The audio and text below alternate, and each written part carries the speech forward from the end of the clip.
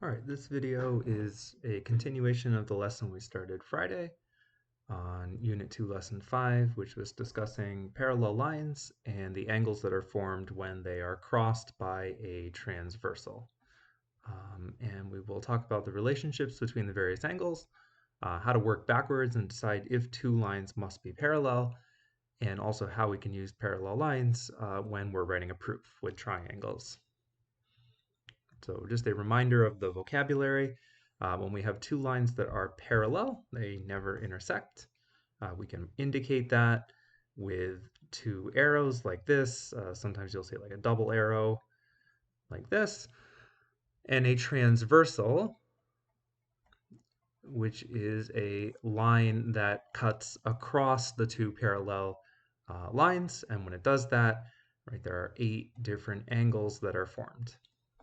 5, 6, 7, and 8, and we are interested in which angles are congruent and which angles are supplementary. So we'll talk about that one more time. One type of angle are what are called corresponding angles, and they are congruent.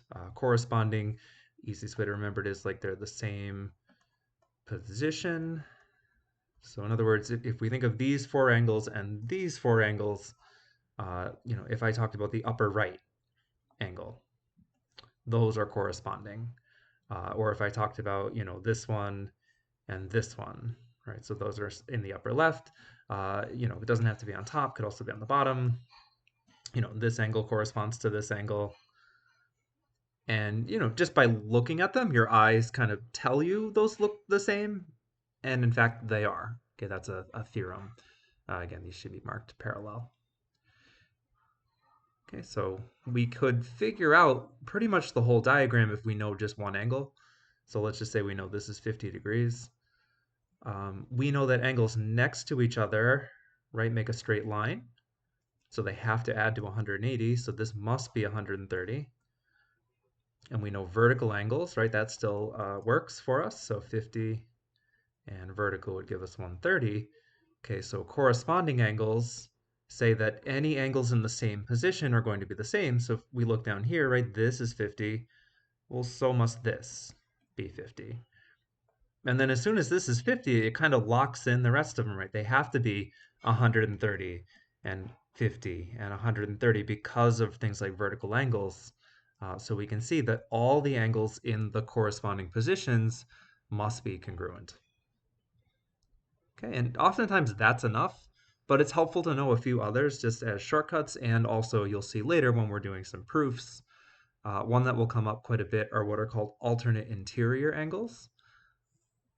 Okay, that's when we have, right, the interior, right, between the two lines that are parallel, and then we take angles on opposite sides of the transversal. Okay, so alternate meaning opposite sides, and then interior meaning inside. So these would be the same, right? Or, using a double line to mark it differently, this one or this one. Okay, these would be the same. And again, if we fill in a number, we can see why that has to be true. If I pick 70 here, these make a straight line. This has to be 110. But then by corresponding angles, right, okay, this is 110. But then this must be 70 because these add to 180. And so then if we erase some stuff, we can see, okay, this is 70 and this is 70. Okay, so that's just kind of proving why that has to be true. Right? Also works for alternate exterior. Okay, so in other words, this one and this one, or again, just using a double line to mark it differently, this one and this one have to be the same. All right, those are congruent. The last pair are not congruent, and those are what are called same side interior. And by that, we would mean like this one and this one. I'll mark it with a double because we don't want to say they're the same. These are two different angles. You can tell just by looking at them, one is acute and one is obtuse. But even if, if we did the corresponding angle thing, let's just go back to 50 for a minute, right? 50 would go down here. Well, there's no way this could also be 50. That wouldn't make any sense, right? So we don't want to say that these are the same, but we know what this must be, right? It has to be 130 because these have to add to 180, and so sure enough, okay, these also add to 180. So supplementary, if you forgot that word, just means they add to 180 degrees. Okay, and that is always true for same side interior angles. So, if you had two parallel lines, let's just say like this, and you measure and this one's 120 degrees, then this one must be 60 degrees, right? 120 plus 60 is 180. So that's the vocabulary. Those are the relationships that you need to know. And now you would be asked to, use those relationships to find missing angles in a figure. This would be, one example where they're kind of giving you some information and you just need to fill out the rest. So here they're telling us A is parallel to B. That's when you write this symbol. Okay, it means is parallel to. Easy to remember because it's literally two parallel lines. And then they're giving us some information. Okay, so angle 1 is 78. Don't trust your eyes. Okay, this looks like an obtuse angle. It looks like it's bigger than 90, but they're telling us it's 78 in the information. So we always go with what they tell us. All right, and then angle 2 is 47, so go ahead and fill that in. That one looks more accurate. All right, but then we would fill out the rest of the diagram, right? So they want you to find the measure of each angle, or they might ask you only to find the numbered ones or whatever. The first thing you should do is just go ahead and fill in everything for one set of angles, because you can use vertical angles and stuff. Like right away, we know this is 47. And then, right, just do 180 minus 47 to find the missing one, which is 133. And then we know this is 133.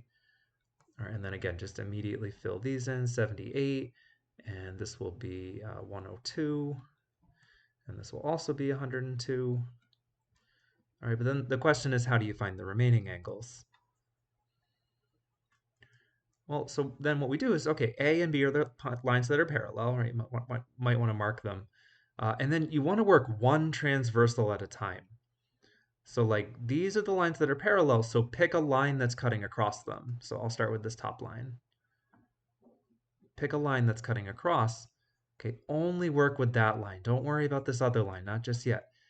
You can only use these properties along a single transversal. So in other words, these angles will go to this set of angles, right? We travel along the transversal, but we wouldn't want to take these and put them down here. And I say don't measure with your eyes and things like that, but just by looking at these, we can see they're going to be different sets of angles, right? That's just as a visual check. So let's go this way, right? 47, 133, 47, and 133. Okay, and then likewise travel down this transversal, and so that means we're going to take this set of angles and put it down here. Okay, so 102, 78, 78, 102. And so there we really took advantage of just corresponding angles, right? We just know that all the angles in one position in one spot are going to be the same in that position in the other spot. So corresponding angles is usually the most powerful one. You can get a lot of information from that. But sometimes you're going to need the other ones to solve questions sort of like these. Right? They are giving us that two lines are parallel. Okay, so they're marking them with the arrows. So we know those are parallel lines, and now we're being asked to solve for x and y. So let's see. Well, we don't necessarily have any angle measures not given to us, but we can figure out relationships between them. And the easiest one would be just these, right? These add to 180. So let's do that. 3x plus 5 plus 6x minus 14 is 180. Right, because these make a straight line. And so let's go ahead and solve that. We'll just combine like terms. So 9x is 189. And so x equals 21. All right, so now we know x. Now I can fill that in. So let's see, this will be 3 times 21 plus 5 is going to be 63 plus 5 is 68 degrees. So then without doing any work, I know that this has to be 180 minus 68, or 112 degrees. And then, I could do this a few different ways. I know these are corresponding, or I know these are same side interior. So depending on how I see it. Some students find it easier to extend the parallel line a bit, and then extend that transversal. And now it looks more like, one of, sorry, wrong way. One of these diagrams, right? If you extend those lines out, sometimes that's helpful and you go, oh, okay, now I see my same side interior. Or, oh, okay, now I see my corresponding angles. Okay, either way, we can set y plus 8 equal to 68, right? And we know that y is going to equal 60. Okay, another example of using these properties would be if we want to decide if two lines are parallel. And basically, this is just doing the theorems in reverse. So if we look at two lines being cut by a transversal, and we notice like, hey, the alternate interior angles are the same, or the same side angles add up to 180, or any of those properties, then the lines must be parallel. Okay, in other words, if they're parallel, these angles must be congruent, and also if these angles are congruent, the lines must be parallel, right? It goes in both directions. So to show you what I mean, okay, just for an example, I could ask you, give you this picture, and I could say, let's just call this A and B, is A parallel to B? And you'd say, okay, well, I need to know some information. So let's say they tell us, this is 60, or well, let's make it actually make sense, 120, because it's obtuse, and they tell you that this is 120. And you would say, well, yeah, yes. And then you would give a reason, okay, because, and then, okay, so what kind of angle do we have? Well, we have this one and this one. Okay, those are alternate interior angles are congruent. You can abbreviate as we always do. Okay, and then, if I gave you another example, let's just use A and B again. Are these lines parallel? And let's just call this A and B. And they tell you, this is 130 and this is 40.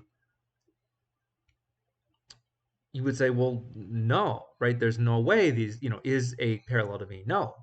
Well, why not? Because if they were, these would have to add to 180. So you can say because, same side or consecutive interior, same side interior, sorry, don't add to 180. If the lines are going to be parallel, then all those theorems from before must be true. So if something's not true, then they're not parallel. Likewise, if one of them is true, then they all have to be true. The lines have to be parallel.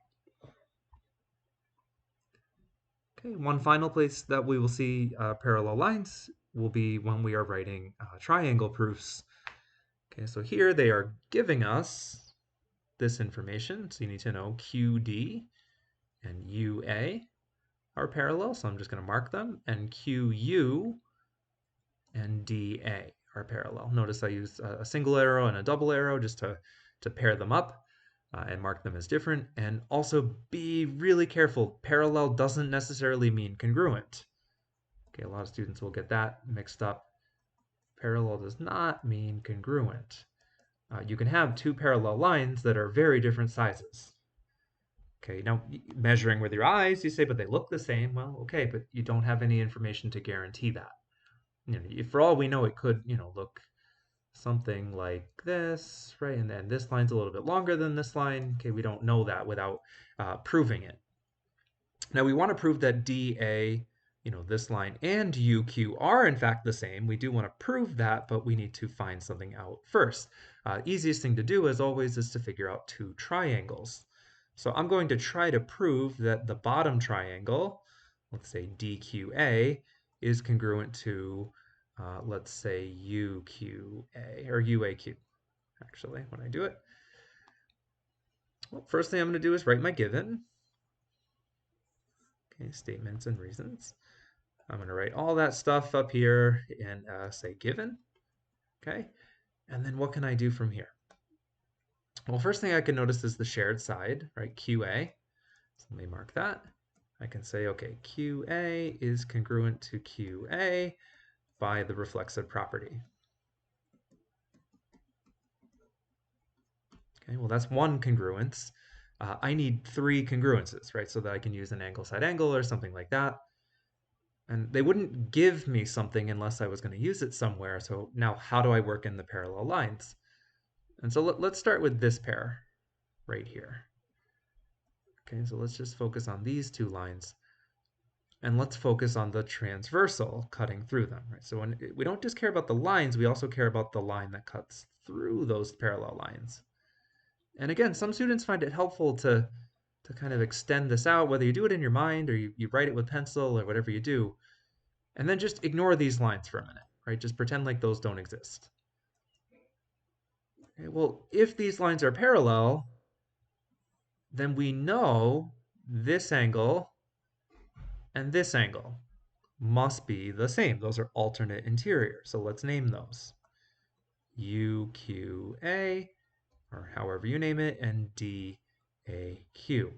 How do we know that they're the same? Well, we can say alternate interior angles are congruent. So that's one set of congruences. That's one set of parallel lines. So now let's see if we can do something similar with the other set. Now let's focus on that set of lines. Be careful, I'm erasing my ink here. Here we go.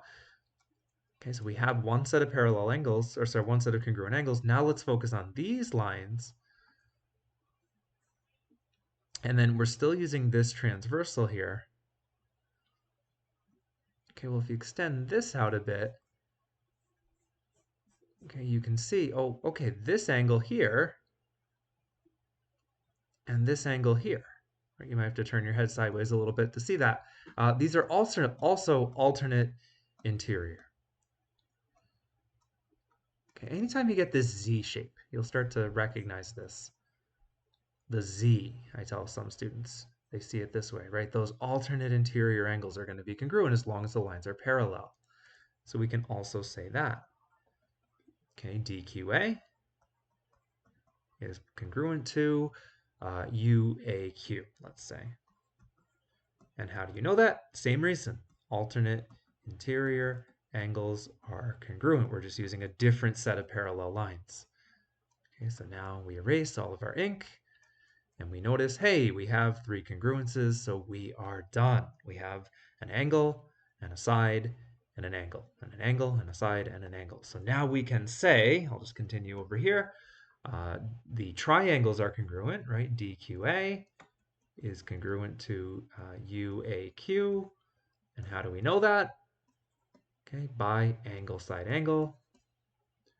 And now that we know the triangles are congruent, we know all of their pieces are congruent by CPCTC. Corresponding parts of congruent triangles are congruent. And so, in fact, these lines ended up being congruent. We could also say that these are congruent. So in this case, parallel and congruent happened to be the case, okay, but it doesn't have to be. So just be careful about that. All right, and that is today's lesson. If you look on Canvas, you will see Unit 2, Lesson 5 homework and notes. There are 18 questions, and it's like 4 pages. It looks like a lot, but a lot of those questions go really quickly. And of course, if you feel like you get something, you want to skip a few of them, that's always okay. The key thing is you want to try a bunch of them to make sure you're getting the concept. Wednesday, we will go over any questions you're having. I'll provide an answer key, but you can email me in the meantime if you're still not sure. I'll be happy to help. Have a great day.